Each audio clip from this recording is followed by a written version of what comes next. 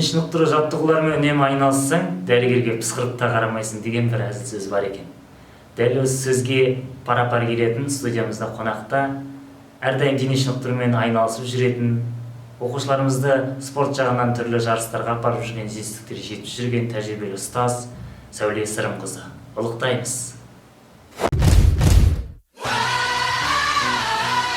Сәуле Сырымқызы, қайырлы күн, студиямызға қош келдіңіз. Келгеніңізге қуаныштымыз, сізді көргенімізге қуаныштымыз. Сізден келе жатқан ұстаздар күнімен шын жүректен құттықтаймыз. Және де осы мектебіміздің 20 жылдық тарихы бар мектебімізге биыл 20 жыл толып отыр. Соны шын жүректен сізді мерейтойыңызбен құттықтаймыз. Жалпы осы барлық ұстаздарды ұлықтау мақсатында болып жатқан жоба болғандықтан, кез келген ұстазға қойылатын алғашқы сұрақтардың бірі ұстаздық жолға қалай келдіңіз болады. Ұстаздық жолға кейбіреулер айтады, ата-анамның қалауы бойынша келдім дейді, кейбіреулер солай ұстаздық жолға түсу керек болды дейді, кейбіреулер өз қалауымен кішкентайынан армандадым дейді. Сіздің нұсқаңызда қалай болды осы ұстаздық жолға қалай келдіңіз? Қайырлы күн тағы да. Енді ұстаздық жолға мен армандап келген жоқпын.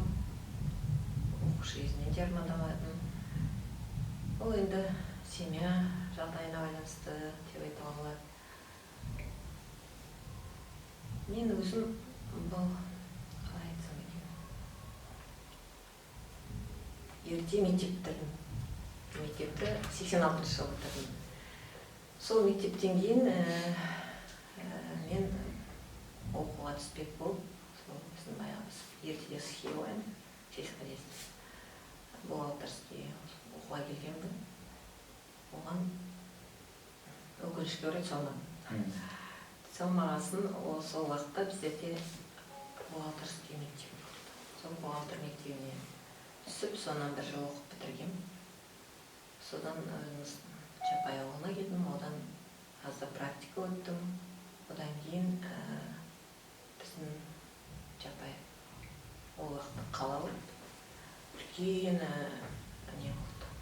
Бұрын комбинат дейді, комбинат болды. Сол уақытта сол комбинатқа жұмысқа кіріп қызмет еттім.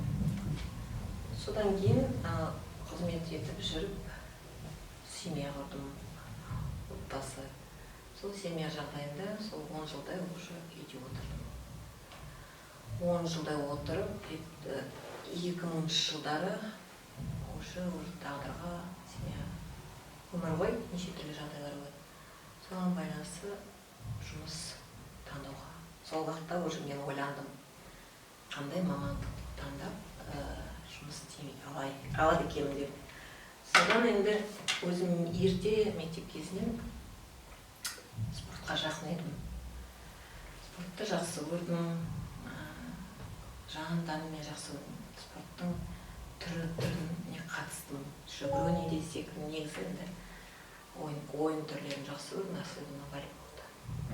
Сондықтан сол волейбол мен үшін жақын болды. Менің қазір сол уақытта тренерім бар қазір уақытта. Біздің қазір Грац қыздардың волейболының тренері. Ол менің тренерім болды. Мектеп кезінде 4 жылдай мектеп тренері. Сол менде дағдылығым қалған. Волейбол жақынырақ. Сол ма жақын әтеру, мен ойлай мамандықты осы ұстаздық жолдан бастаймын. Не болса дене тәрбиесінің мұғалімі болуым керекпін ба? Әйтеуір тағдыр ғой. Сол салада жүрейін дейсіз. Жүремін, жақын ғой маған деп, сол мамандықты таңдап, мен осы Орал қаласындағы педколледж соған мамандық таңдап. Сол мен сырттай оқыдым, сырттай оқып жүріп, спорт мектебінде жұмыс істедім. Ол спорт мектебінде жартылай бухгалтер жұмыстар атқардым. Одан тренер болды. Сол уақытта жаттықтырушы волейболдан болып, жолымды бастағам сол мектептен. Содан жалғастырып келіп, ол 2000 жылы уже Орал қаласында осы 44-ші мектеп ашылды. Содан естідім, менің өзім білмеймін қалай адам баласында неше түрлі жағдайлар. Сол мектепте жұмыс істесем деген ойым болды. Сөйтіп Оралға келіп, осы мектепке орналастым. Ұстаздық жолымды осы 4 мектептен бастап осы қазақ орта мектебі болды уақытта. Қазіргі мезгілде гимназиясы уже 20 жыл несіне келіп жатыр. Ол уақытта директорымыз біздің Сәрсенбай Менжанович болды. Жақсы кісі, сол кісінің қолдауы өте жақсы болып, ол кісі сол уақытта әрбіреуіміздің жағдайымызға қарап солай қарайтын еді. Көзқарасы өте сондай кең болды. Мен өзім ойлаймын, сол уақытта маған жақсы қолдау болды. Ол уақытта біздің ар жұртқан патшалағымыз ол уақытта бізге завуч орынбасар мектеп директоры. Ол кісінің де қолдауы жақсы болды. Енді қазіргі кезге шейін қолдап келіп, мен өте енді алғысым шексіз баяғыда. Жақсы басшы болып бізге білімі жоғары. Көп үйренетініміз де болды, үйрендік те. Мен айтамын, біздің мектеп өте жоғары дәрежелі мектептердің бірі. Мен өзім қуаныштымын осы жылға шейін осы мектепте жұмыс істеп келіп, осы мектепте еңбек етіп, әртүрлі оқушыларымыз қанша жарыстарға қатысып, жетістіктер өте көп. Ерте осы мектеп құрылғаннан бері біздің мектептің ұжымы, осы мектептің ұжымы, мен мына спорт саласына ол бірінші орын обязательно. Басқа саладан да енді бәрін алуға тұрған неше түрі. Біз вообще спорттың түрін жүйелегенбіз. Бәріне де қатысып, бәріне де орын алғанбыз. Соның бірінші орын ол бізде осы бергім келе ғой, енді қазір жарыстар азайып кетті. Мен еще жасымда жас емеспін. Бірақтан да әлі де қатысып, әлі де орындар алуға ниетім бар. Өзім жақсы көргендіктен енді кемпір болғанша соның бәрін етіп өтіп өтеміз, соңына шейін барам.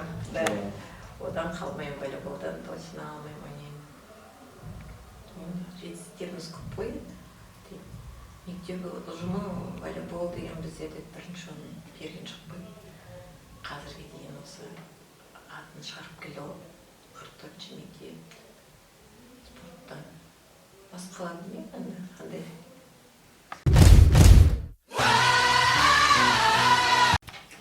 Сөйлепе, енді сөзіңіздің бағана бас жағында айтып қалдыңыз, волейболды, жалпы спортты өзім жаныма жақын көрдім деп.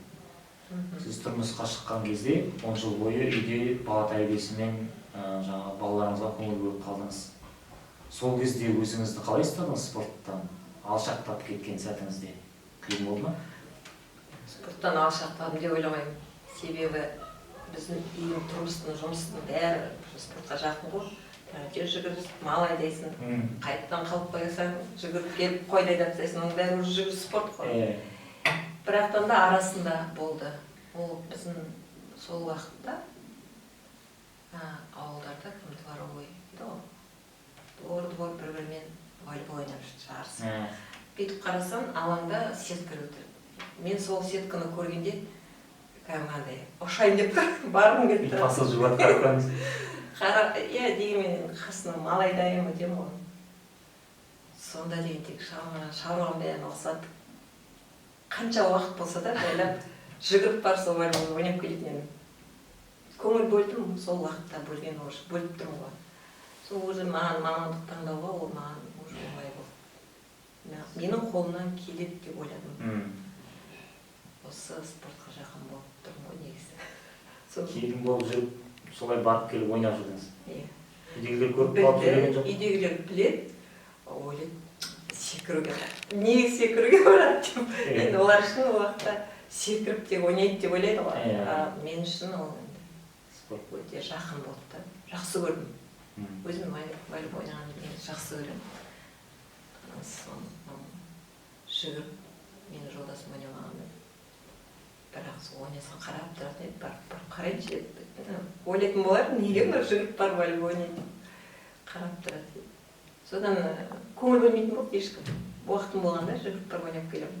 Жұмысымды реттеймін, бала тәрбиесі бар, бірақ волейболды үлгересің ғой, уже спортпен айналысатын кісі бәріне үлгеру керек. Жүгіресің де секіресің. малды да жүгіріп айдайсың. Оның бәрі уақытын сыйғызғанбыз ғой. Керемет.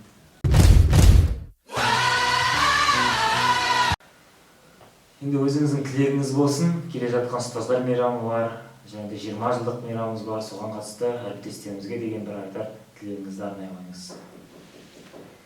Рахмет. Енді өзіміздің мектебіміздің 44-ші ұстаздарына, әріптестеріме, осы ұстаздық жолдағы жүріп жатқан еңбектеріңіз жемісін көре беріңіздер. Әр уақытта осы биіктен көрініп келе жатырсыздар. Әрі қарай жалғасын тауып, жоғары биіктен көре беріңіздер.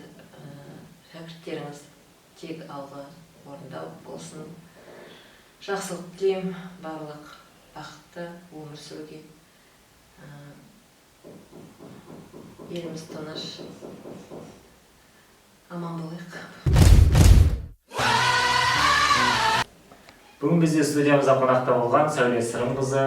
Сәуле апай, келгеніңізге көп рахмет. Уақытыңызды бөліп келгеніңізге, алдағы уақытта шығармашылық табыстар, орындалмаған армандарыңыз орындалсын деген тілек білдіреміз.